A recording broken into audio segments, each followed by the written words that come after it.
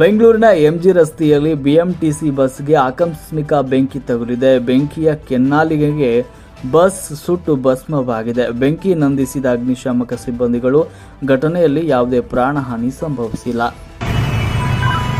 Anil Kumble calling control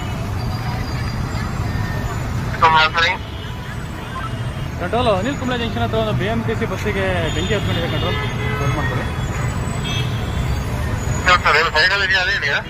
control ಮಧ್ಯದ ರೋಡಲ್ಲೇ ಇದೆ. Control junction ಹತ್ರನೇ. ಕಂಟ್ರೋಲ್ ಎಂಜಿ ರೋಡ್ ಕಡೆಯಿಂದ ಸಿಗ್ನಲ್ ಹತ್ರನೇ. ಕಂಟ್ರೋಲ್ ಫಸ್ಟ್ ಮಾಡ್ತೇನೆ, ಇನ್ಫಾರ್ಮ್ ಮಾಡ್ತೀನಿ.